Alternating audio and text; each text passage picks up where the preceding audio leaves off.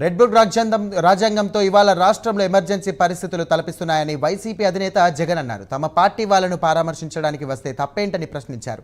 6 సార్లు ఎమ్మెల్యే అయి ప్రసన్న కుమార్ రెడ్డి ఇంటిపై దాడి చేయడం ఏంటని ఆయన ప్రశ్నించారు.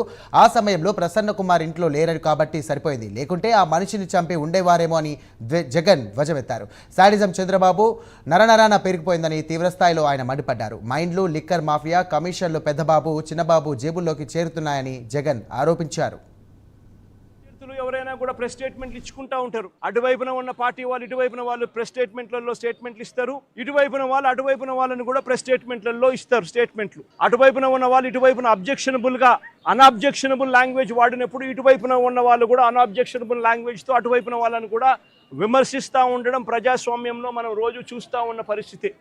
కానీ ఎప్పుడూ కూడా ఇలా మనుషులను చంపేయడానికి ఏకంగా 80 మందిని 100 మందిని ఇళ్లకు పంపించేసేసి వాళ్ళు తాగుండి రాడ్లతోనూ కర్రలతోనూ మారునాయుధాలతోనూ వచ్చి కార్లను కూడా తిప్పివేసి పడేసే పరిస్థితిలోకి వాళ్ళు వచ్చి ఇల్లు మొత్తం ధ్వంసం చేసి ఇంట్లో 83 ఏళ్ల ప్రసన్న అమ్మ, ఆవిడ మహిళ కాదా అని అడుగుతా ఉన్నా నేను. ఆవిడను బెదిరించి ఆ సమయంలో ప్రసన్న ఇంట్లో లేడు కాబట్టి సరిపోయింది. ఒకవేళ ప్రసన్న సమయంలో ఇంట్లో ఉండింటే ప్రసన్నను చంపేసే కార్యక్రమం కూడా జరిగి ఉండేది కాదా అని అడుగుతా ఉన్నా. మాగుంట శ్రీనివాసరెడ్డి అనే వ్యక్తి ఎంపీ, ఆయన నాలెడ్జ్ తెలియకోకుండా ఎవరో మైనింగ్ పర్మిషన్ తీసుకున్నారట, ఇల్లీగల్గా మైన్ చేశారంట, ఫోర్జరీ సంతకాలట. ఆ కేసు ఎప్పుడు పెట్టినాము? మా ప్రభుత్వ హయాంలో మేము బుక్ చేసిన కేసు.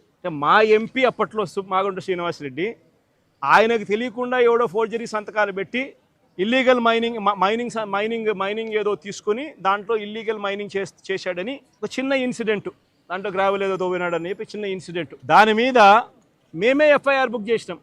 మా ఎంపీ సంతకం దొంగ సంతకం చేసినాడు అని చెప్పి మేమే పెట్టించినాం. దాంట్లో మళ్ళీ విజిలెన్స్ ఎంక్వైరీ, ఆ విజిలెన్స్ ఎంక్వైరీలో విజిలెన్స్ వాళ్ళు క్లియర్ కట్గా దీంట్లో చవ్వా చంద్రబాబు నాయుడు, ఆయన పేరు కూడా చవ్వా చంద్రబాబు నాయుడు, ఆ ఫోర్జరీ చేసినాడు కూడా,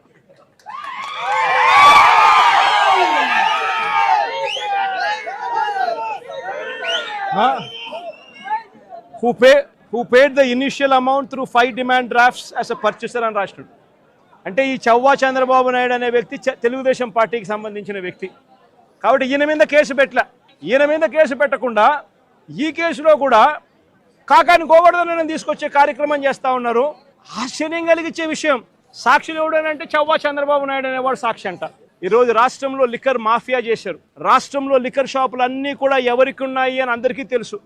ఏ నియోజకవర్గానికి వెళ్ళినా కూడా ఆ ఎమ్మెల్యే ఆ లిక్కర్ మాఫియా కార్టెల్ బాసు అని చెప్పి ఎవడైనా చెప్తాడు.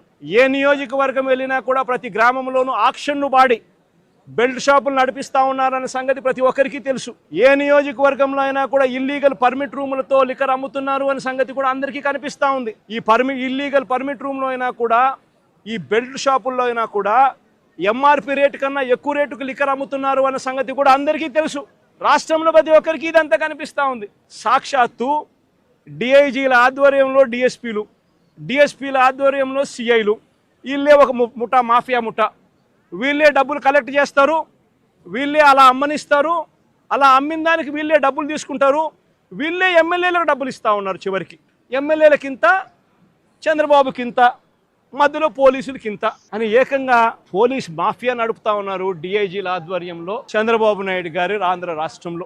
ఎంపీ మిథున్ రెడ్డిని కేవలం పెద్దిరెడ్డి రామచంద్రారెడ్డి చంద్రబాబు నాయుడును ఆయన కాలేజీ టైంలో ఈయన ఇద్దరు కాలేజీలలో స్టూడెంట్గా ఉన్నప్పుడు ఇద్దరు కలిసి చదువుకున్నారని, ఆ కలిసి చదువుకున్నప్పుడు పెద్దిరెడ్డి రామచంద్రారెడ్డి చంద్రబాబు నాయుడు చెప్పుతో కొట్టినాడు అని చెప్పి పెద్దిరెడ్డి రామచంద్రారెడ్డి చిన్నప్పుడు చేసిన ఆ చిన్న గొడవ చంద్రబాబు నాయుడు మనసులో ఎంతగా నాటుకొని పోయింది అంటే ఏకంగా పెద్దిరెడ్డి రామచంద్రారెడ్డి కొడుకును ఎట్ట తిరిగి జైల్లో పెట్టాలా, పెద్దిరెడ్డి రామచంద్రారెడ్డికి మనక్షోభ కలిగించాలా అని ఎంత సేడిస్టిక్ గా ఆయన వ్యవహరిస్తా ఉన్నాడు అని చెప్పడానికి ఇదొక నిదర్శనం. కాలేజీ టైంలలో గొడవలు జరుగుతూ ఉంటాయి, కొట్టుకుంటూ ఉంటారు. పిల్లోళ్ళన్నా కొట్టుకోకుండా ఉంటారా? పిల్లోళ్ళన్నప్పుడు చంద్రబాబు నాయుడు ఉడుకు రక్తంలో ఉంటాడు, మా పెద్దిరెడ్డి రామచంద్రరాడు అన్న ఉడుకు రక్తంలోనే ఉండింటాడు, తపానాలు పీకింటాడు. ఏం తప్పే ఉంది? ఆ టైంలో జరిగింటాయి. ఆ జరిగిందని గుర్తుపెట్టుకొని సేడిజంగా ఇన్ని సంవత్సరాల తర్వాత కూడా ఆయన కొడుకును కూడా జైల్లో పెట్టించాలని చెప్పి ఇంతగా తాపత్రయపడతా ఉన్నాడంటే చంద్రబాబు నాయుడు. ఈయన మనిషిలోని విషం, ఈ మనిషిలోని రాక్షసత్వం ఎంతగా ఉంది అని చెప్పడానికి ఇదొక నిదర్శనం.